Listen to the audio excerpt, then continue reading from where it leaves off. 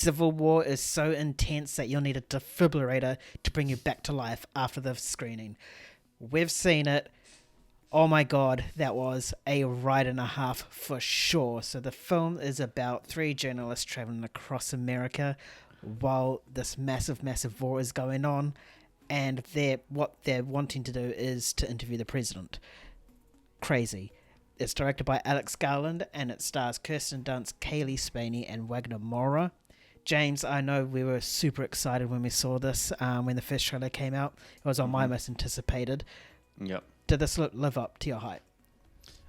For sure, and I think it might have surpassed it. I can't remember the exact number I put it in my most anticipated, but it was in there for top 10 for sure. But I am saddened to see where the conversation is going surrounding this film. People online, people everywhere are complaining it. They're talking about the political side of it, how this movie didn't take a political stance.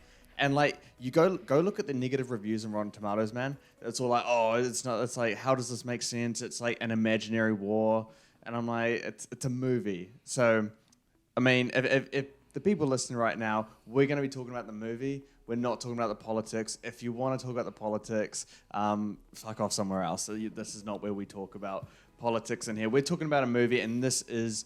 It's a fucking movie, dude. It's so intense. The filmmaking is just it's such a masterclass level, bro. Like, oh man, I was blown away so much. My jaw was on the ground a lot of the time. I was kind of shaken up. I was on the edge of my seat. I just had the chills. It was just such a really, really great cinematic experience. But we'll dive into the narrative for me first, at least. Like, I really love the fact that it was taken through, or it's shown through the lens, and no pun intended, through the war journalists, like the photographers going through there. It was a good one, wasn't it? But yeah, showing it through that is a really interesting way to depict a war. We've seen plenty of war movies before, and showing a new perspective like this, or a very different perspective, it's just super interesting. And then you mix that in with what he did in terms of filmmaking, dead silence, just photos going around, stuff like that. It's just some really powerful stuff. I think that was a really good way to do it, rather than just a clear-cut government civil war going on. Did you like the fact that it was like through these kind of characters rather than like a war hero, so to speak? Oh, 100%. Because how many films have we seen where it's based on a guy in the military going all Rambo, unkillable, running through like, I don't know, what's it called, Ground Zero or No Man's Land with bullets flying everywhere and not a single bullet hits him? It's fucking stupid and unrealistic. No, that's Masterpiece. But no, it was good. It was nice to see it from a different side of a war, you know, which is journalist. Whether they actually do that or not is pretty insane. Like, you know, how they are seen as... they pretty much can't be touched, you know, like if you see them you can't touch them or shoot at them or kill them, as long as they have the press or whatever it's called on their jerseys, and like, or both sides like are willing to like take them into the camp and let them document it. It's really, really interesting, and I hope we get to see more films take this sort of interesting sort of stance in it. Did you like that? Did you like how like they were just basically like seen as, oh yeah, your press, come here with me and you get your shots when I try to kill someone. Yeah, I really like the take. I think it just kind of shows the neutrality that the war journalists kind of have. They're not on either side of the war. They're just there to observe, take photos, and allow other people to, I guess, draw conclusions based from their imagery and their experiences. So, I mean, I think it's a really, it just makes it far more unique to show the war through these characters rather than, you know, a certain person who's, a war hero, like I said before. Because if you shot through the war hero, then it's going to be showing the war from that point of view. And, I mean, this is a very intense war. It's an American Civil War, so that's interesting within itself. But if you shot through these journalists, they never really, have any side in this. They're just there to capture that. And the filmmaking that Garland does, bro, he brings you into it through those cameras and just through, like, it's just so good in terms of like the filmmaking there, like just the sound, bro. This better be nominated for best sound. It is incredible. It's fantastic. Probably one of the best sounds easily for this year. Mm-hmm. Oh, easy. I think it's probably. I don't know. Dune came out, but top two for sure. This is really good, and I saw the budget for this movie was $50 million. It's A24's most expensive film. Their previous highest was $35 million, so $50 million, man. This looks really, really good for $50 million. I think, I don't know what's the most impressive aspect of this movie, whether it is the narrative, the characters, the acting, or the filmmaking. I mean, let's just go back a little bit. The acting, we have Kirsten Dunst, Cailee Spaeny. They're basically your two leads here. And the way they capture their characters, one is already, a hardened veteran who's been covering wars for a long time, at least through the camera. And, it's clearly taken a massive psychological toll on her.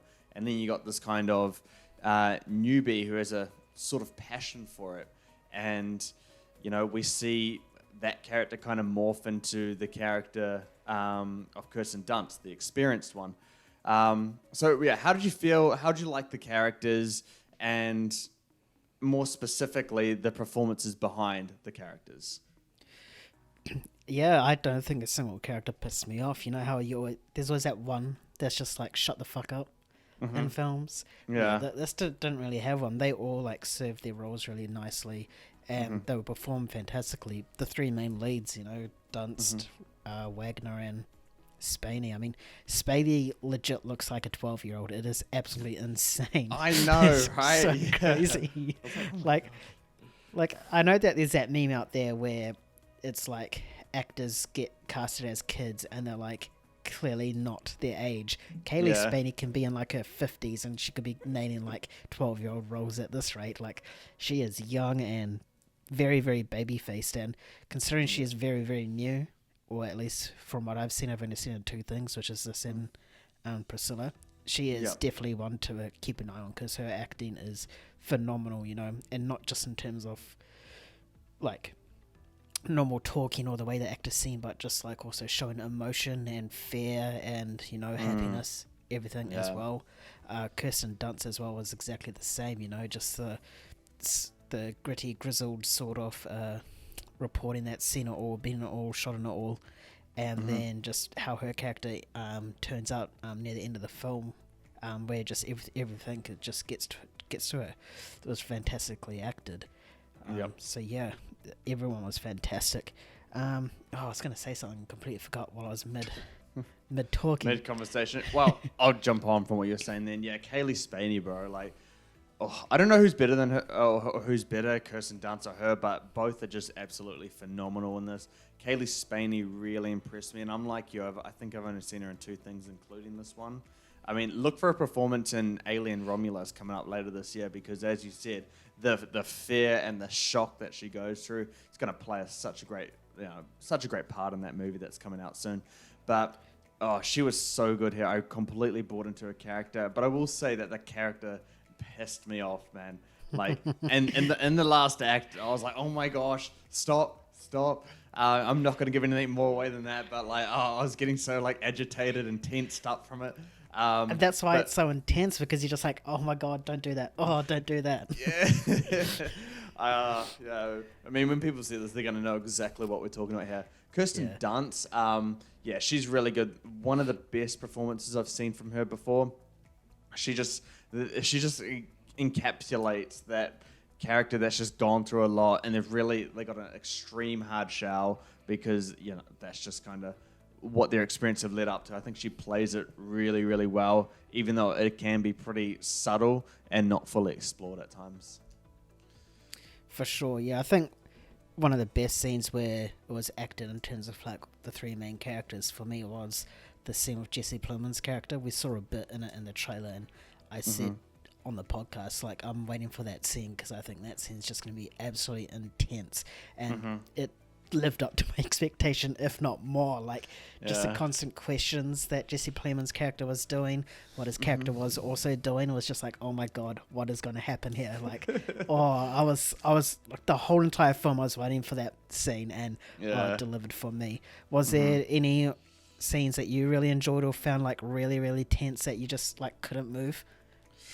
Oh, that's a tough one. I actually found, and it's hard not to give away too much details, but there are some moments where, you know, the characters pull up to a gas station and there's just some guys holding, you know, automatic weapons just so casually. And I think that was the part that really made me tense, is because it's just, they were casually holding them, and it's not army guys, it's not police, it's just random people holding them and armed, and they're at the ready. And I think it's just a really great way to really show what this war is. I think one of the underrated aspects of this movie will be the world building in it, because it slowly introduces you to this like new dystopian world where, you know, America's in a civil war and everyone's on a side. Like, you know, there's like all these like different sides and teams or whatever you want to call it, and you just got to kind of play your part. And if anyone you meet is just,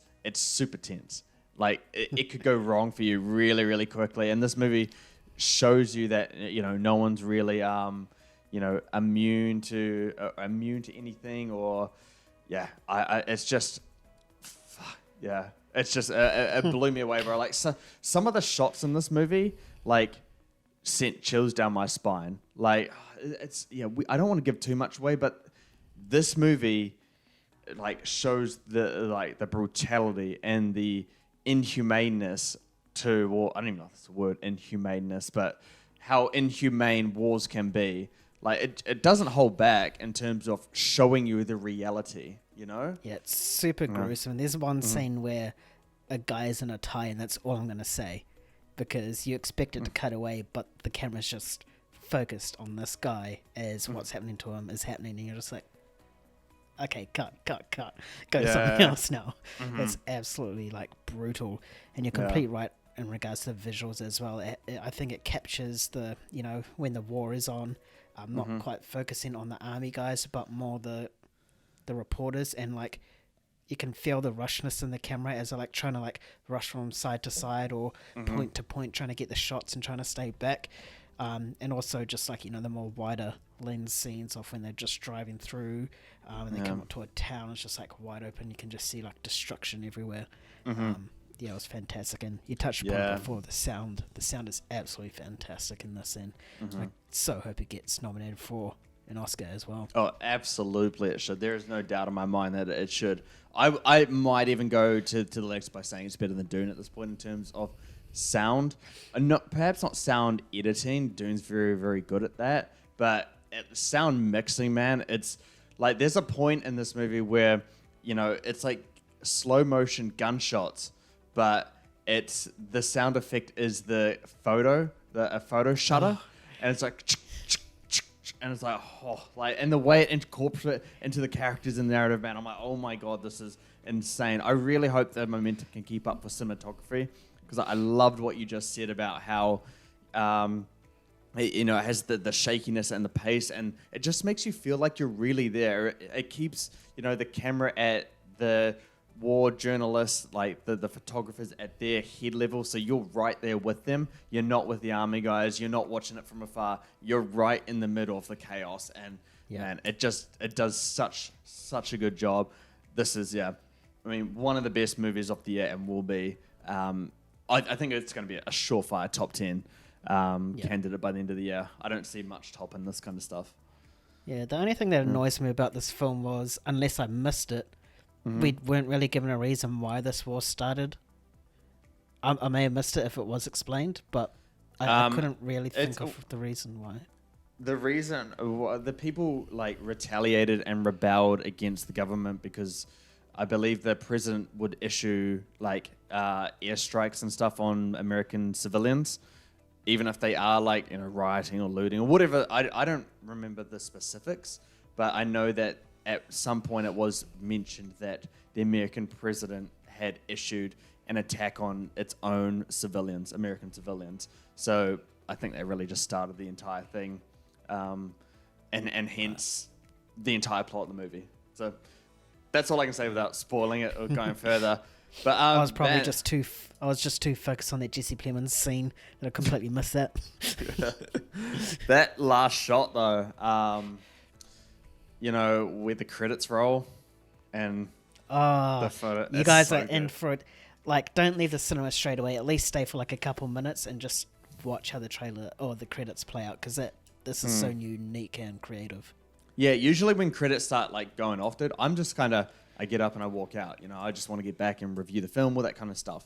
But this one, I just had to sit there, bro, and just watch those end credits, and I was just like, oh man, what an experience. What an experience. It left me in deep thought. So yeah, you guys watching this, if you want something that's really going to make you think and contemplate, this is the movie for you, because I mean, I'm not going to say this is close to reality, not yet at least, but we're seeing how the world's evolving.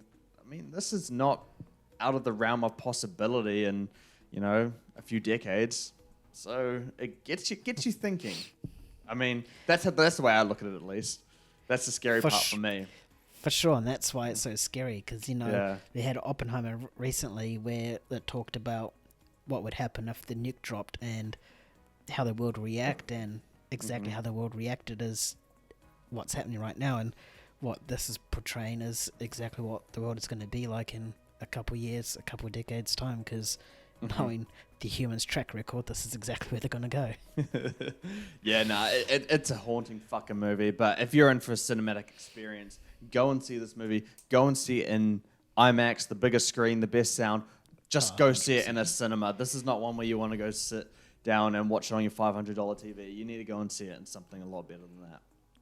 For sure. And with that being said, what would you score it? I feel I'm gonna go a 9 for this one, man. Like, just both the same. Yeah, 9. I was just floored. Like, honestly, just the filmmaking, the shots, the sound, the song selection, the performances. I can't fault really a single element in this movie. I mean, can you? No, because you just explained my one annoyance about the film, so no, not at all. Sorry about that. Yeah. Otherwise, I would have given it an 8.9. Yeah. But no, 9 is perfectly good. I mean, holy crap, it definitely is up to its expectations, and at least mine and yours, based on our previous comments and previous podcasts. 100%, yeah. And just before we cap it off, yeah, I'm honestly really glad that it doesn't take a political stance at all. I mean, whether I would agree with it or not, I'm just glad it didn't, because I think for a movie like this, if you have a political stance, a political statement or commentary in this, then one half of the audience is just going to you're just going to alienate half the audience there. So just keep it, a movie, a cinematic experience, and that's all it needs to be. People can make up their own minds about other things in this, but yeah, I'm glad it took that route. It makes it so much more enjoyable. For sure. And make sure everyone, you go see this film, as James said, in IMAX, the biggest, loudest cinema you can. I was fortunate enough to see it in that, and I can absolutely attest to what he's saying as well. And be sure to go down and make a comment, whether you're excited for this film, if you have seen the film, what was your favourite moment, were you requiring a defibrillator or not, let us know. And if you talk about politics, fuck off. You're deleted, you're banned. We don't want to hear that shit here. We're here to talk about movies. He's not wrong. We were here to talk about movies. And if you like that statement, be sure to hit the like and subscribe button. You'll definitely be doing us a favour. For sure. And the review. If you like the review, also do that. And the review. Mainly on the review as well. Yeah. You'll help us out a bit. And be sure to head over to Spotify or wherever you pod from if you want to listen to our podcast, Let's Be Real, or search our channel on YouTube and have some fun with us as well. We are Movie Gains, and we'll catch you on the next one. See you later. Peace.